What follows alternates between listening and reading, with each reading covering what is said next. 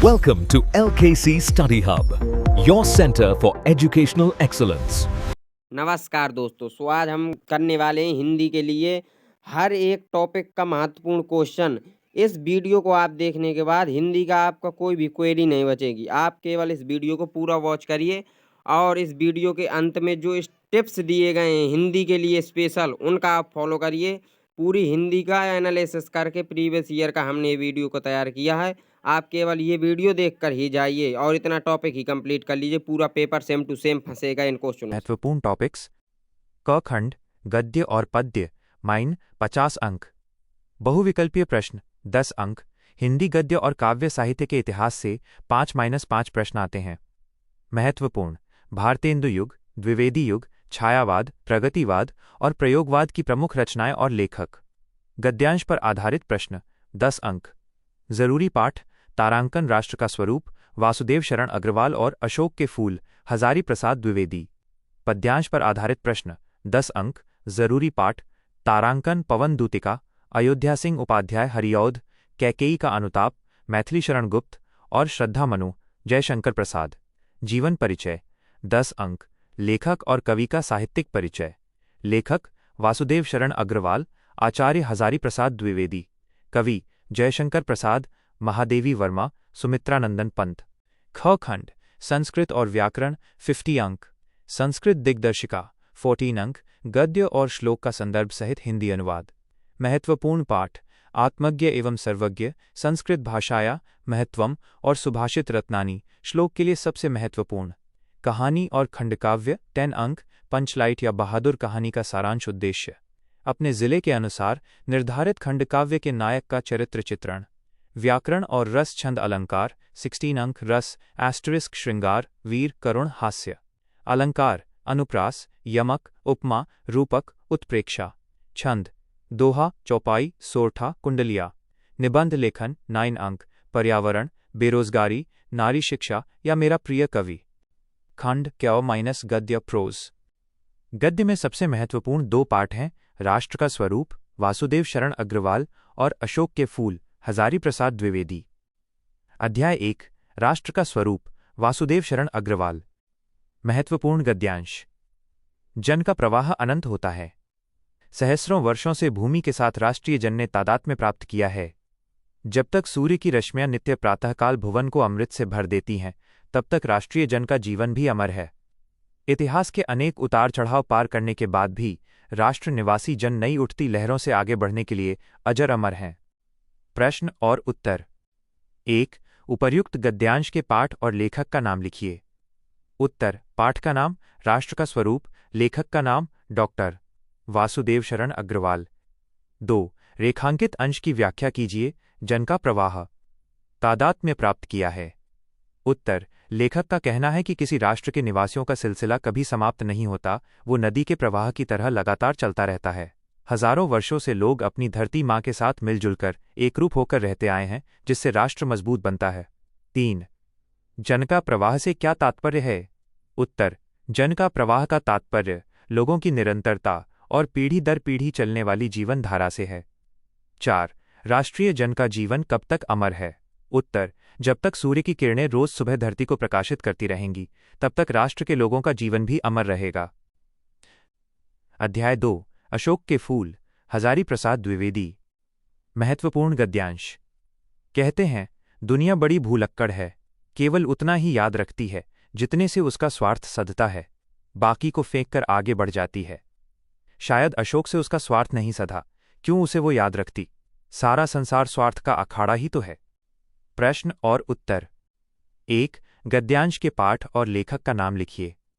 उत्तर: पाठ अशोक के फूल, लेखक आचार्य हजारी प्रसाद द्विवेदी। 2.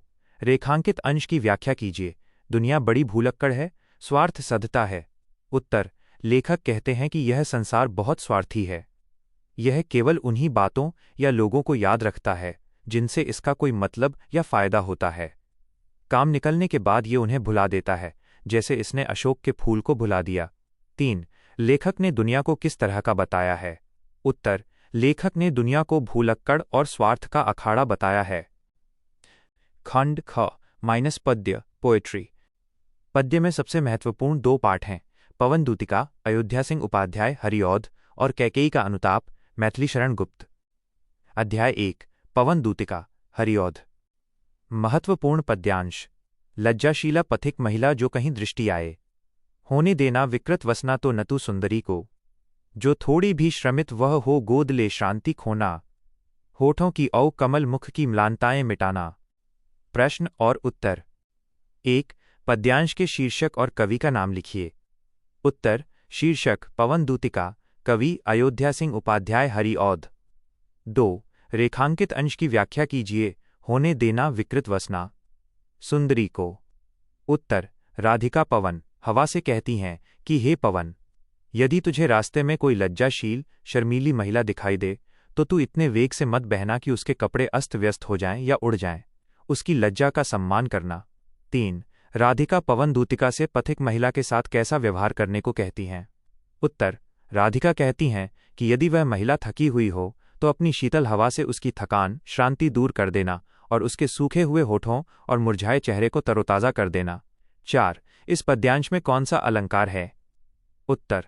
मानवीकरण अलंकार, पवन को मानव की तरह कार्य करते दिखाया गया है। अध्याय 2 कैकेयी का अनुताप मैथिली शरण गुप्त। महत्वपूर्ण पद्यांश। कहते आते थे यही अभी नरदेही, माता न कुमाता पुत्र कुपुत्र भले ही, अब कहें सभी ये हाय, विरुद्ध विधाता है पुत्र पुत्र ही रहे कुमाता माता। प्रश्न और उत्तर। 1 पद्यांश के शीर्षक और कवि का नाम लिखिए। उत्तर। शीर्षक कैकेयी का अनुताप, कवि मैथिली शरण गुप्त। 2 रेखांकित अंश की व्याख्या कीजिए, अब कहें सभी, कुमाता माता। उत्तर।